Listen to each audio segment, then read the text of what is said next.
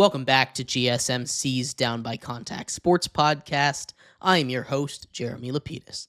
Today is Wednesday, March 19th. If you were just tuning in, we just finished going over our NBA Power Rankings, our weekly NBA Power Rankings every single Wednesday. In this segment, we turn our attention to the NFL. Aaron Rodgers back in the news again. I know, shocking. It's been a while since we talked about Aaron Rodgers, right? But big news this time. The Vikings, the Minnesota Vikings, are out on Aaron Rodgers, a place that seemed like he wanted to go. We'll talk about where he might end up now. But before we do, remember, if you would like to be an even bigger part of the show than you already are, all you need to do is go to gsmcpodcast.net. Or if you're on YouTube, you can use that super chat feature. If you do either of those two things, a message should pop up on the bottom of the screen for you, me, and everybody else around the world to see.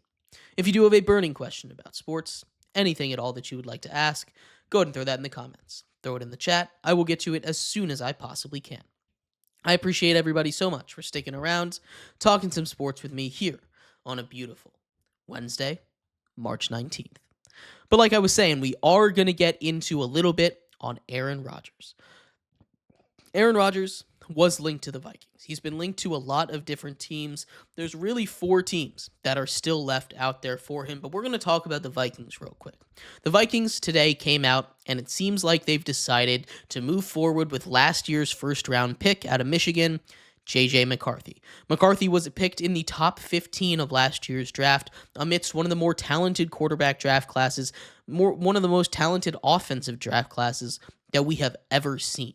He is going to be in a very good system. He's not a guy that I think is going to be able to light up the world, but I think he's at least on the same tier as a guy like Sam Darnold. Him and Sam Darnold, I think, can do the same things. He might be a little bit better than Sam Darnold too, but we saw what Sam Darnold was able to do with this Vikings team last year.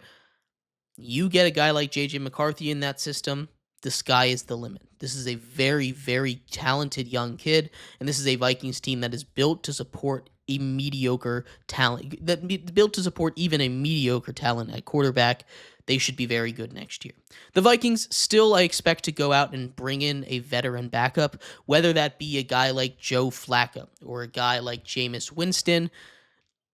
I expect them to go out and get somebody else. Maybe they even take a stab at bringing back Teddy Bridgewater as a backup after he returned in the playoffs for the Lions last year.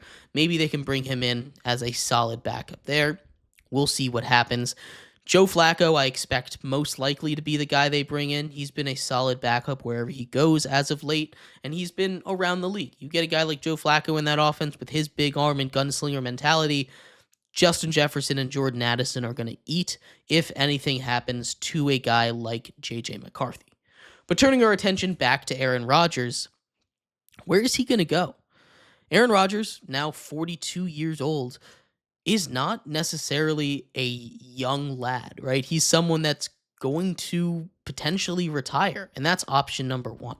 Is he going to retire? He's flirted with retirement for a very long time now.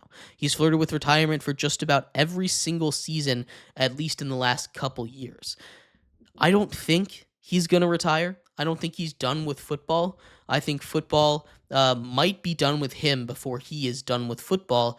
As we were saying in our production meeting today, Aaron Rodgers is going to Aaron Rodgers himself out of the league, right? He's going to be himself a little too much when he loses the amount of elite talent that he has, and teams are just going to turn a cold shoulder to him.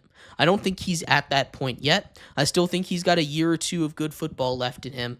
I just don't seeing him retiring, but I feel like he's going to be forced into retirement rather than retiring because he is done and teams still want him. That's how I feel, though. Aside from him, there are 4 teams that still really need a quarterback. The Giants, the Steelers, the Browns, and the Titans. All 4 of those teams desperately need a quarterback. We're going to start with the long shots here. The Titans, a long shot. They haven't really been connected to Aaron Rodgers that often, and the reason for that is that they have the number 1 overall pick in the NFL draft. They're expected to take Cam Ward out of Miami, but they could trade out. They could trade out of that number 1 pick Go out, trade with the Giants or the Browns or the Steelers or whoever wants that number 1 overall pick, and then trade and then sign Aaron Rodgers. But that's a more bridge quarterback move. They feel like they want to start to build towards the future. They've got a new GM this year, a head coach in his second year now with this team. This is a team that's looking to take that next step. I doubt that they still have Will Levis, and it feels like Cam Ward at number 1 is a lock, whether that be the Titans or not. I still don't think they go anywhere else other than the quarterback out of Miami. The other long shot here, and maybe this isn't as long of a shot, but it's the Browns. The Browns have kind of been lurking in the shadows of this Aaron Rodgers sweepstakes for a very long time, right? The quarterback situation in Cleveland is amongst the worst in the entire NFL. Right now, if the season started, their quarterback being trotted out there would be Kenny Pickett. They traded for Kenny Pickett from the Eagles earlier this offseason for DTR and a 5th-round pick. That's not what you want if you're a Cleveland Browns fan. I understand they're paying a lot of money to a guy like Deshaun Watson. I understand that the quarterback situation has been a nightmare ever since they moved off of Baker Mayfield. Bringing in a guy like Aaron Rodgers could get that done. They had meetings with Russell Wilson earlier this week. That at least signals to me that they're very much in the market to get another quarterback and that they don't really want to run out there with Kenny Pickett. They also have the 2nd overall pick in the draft, so they could use that to get a guy like Shitter Sanders if they wanted, or they continue to add to the defense after paying Myles Garrett $40 million a year. But Aaron Rodgers, I think, is a real option for the Browns. I don't think Aaron Rodgers necessarily wants to go to the Browns, but if he kind of runs sour in New York and Pittsburgh with how long he's taking to make a decision, the Browns could be someone that swoop in and take him there. They're definitely a little bit of a dark horse team to land Aaron Rodgers.